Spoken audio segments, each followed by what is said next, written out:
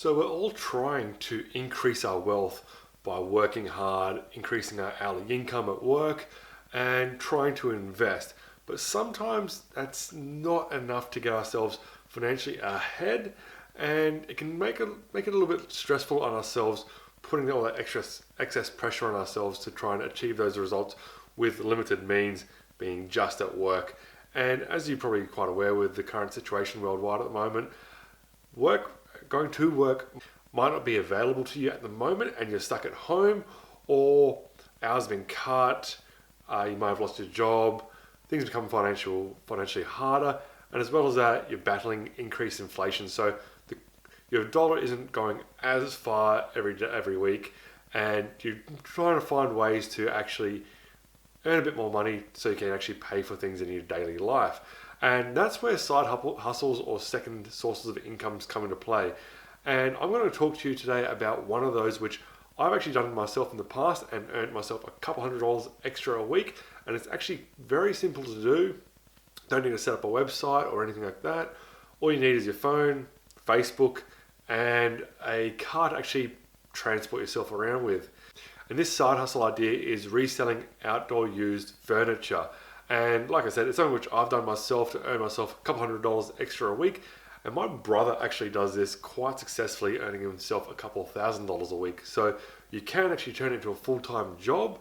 You just have to be quite crafty and skilled at what you're doing. So welcome back to the channel, everyone, with myself, David Millionaire Incorporated. And as you know, I like to go through topics of personal finance, wealth creation, personal development, and crypto. If you're new to the channel, don't forget, guys, smash that subscribe button so you can stick around for more videos like this. Drop me a like, let me know that you're enjoying this kind of content, and leave me a comment, let me know who you are, introduce yourselves. Love to hear from you guys. I'd love to kind of get a bit of feedback as well. And let's dive into the video. So as I was saying, I'm going to go through today a side hustle of reselling outdoor used furniture. And in the intro, as I was explaining, all you really need is a Facebook account, a car, and with this side hustle, you're actually developing skills in negotiation, looking for products and finding the intrinsic value in that product, upselling and copywriting and things like that, which you can actually use later on in life, especially when it comes to, say, purchasing or a home or selling a home, looking to negotiate deals and things like that. Those skills come in handy later on. So it's something you actually develop and actually work on for yourself down the line. The reason why I say it's actually a pretty good actual side hustle is I've done it, and you can actually earn yourself a couple $100 extra a week. And that's possibly quite possible from just selling one piece of furniture a week. Now, the reason why I said you need Facebook is because most of these pieces of furniture are found on Facebook Marketplace. So you pretty much got to scroll through Facebook Marketplace. What I've done was look at outdoor wicker furniture, because me living on the Gold Coast, wicker furniture is quite highly sought after, especially outdoors, because we are outdoors quite a lot. Gold Coast, Australia is a very tropical climate area, so it's quite warm most year round. Everyone likes to be outdoors a lot of the time, so it is very important. So we like to have nice outdoor settings so that we can spend our time outdoors with our friends.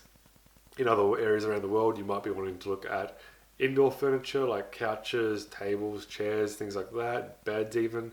But I'm going to kind of just generally talk about outdoor furniture today. So with that, like I said, you're going to be looking at pieces of furniture, in this instance, outdoor wicker furniture, and trying to find pieces or items which are around the $200 mark or less for a set. And something that you can actually see or has been advertised previously for a couple $100 extra. So you can already see that there's a bit of a margin there where you can actually make a bit of a profit. Like I said, it's actually quite an easy way of making a bit of money on the side, and doesn't take a lot of skill, but you can actually develop these skills further. So to find these pieces, you're going to go to Facebook Marketplace and kind of type in wicker furniture in the area, or outdoor furniture in the area where you live.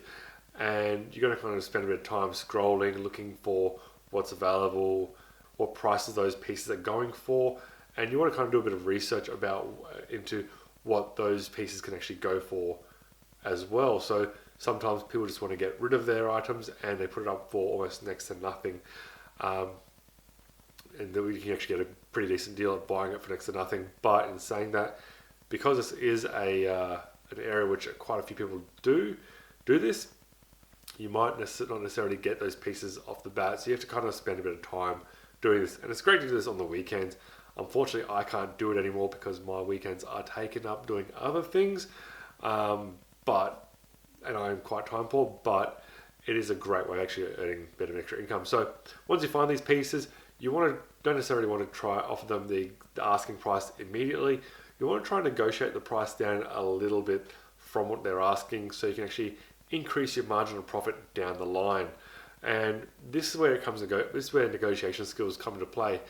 Obviously, there's going to be a bit of backwards and forth going, and don't hesitate to ask for a lower price on a piece, because like I said, that's where you're going to be getting making the extra bit of profit for yourself.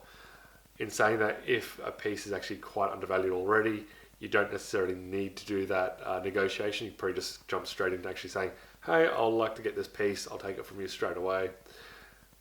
From there, you got to actually go pick it up. So this is where I say you need a car. If you've got a trailer or a van or a friend with a van, this will actually come in handy as well, because you will need to transport it from where you're purchasing it from to your place, so you can actually set it up and resell it again afterwards.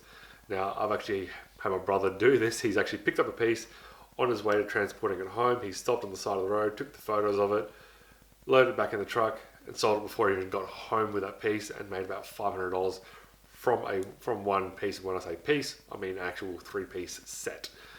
So once you actually you picked it up, used the van, picked it up, taking it back to your place.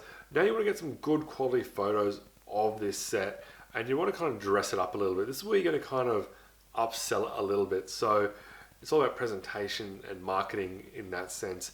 So you're pretty much kind of trying to sell a lifestyle with that kind of item or that piece. Same thing with the bedroom suite. You don't necessarily just want to kind of have a bed just unmade or messily made. You want to kind of dress it up a bit so that you can actually present what it would look like as an end piece if someone was actually purchasing it. So you want to be trying to place it in an outdoor setting, which is quite nice, looks peaceful, relaxing, and things like that.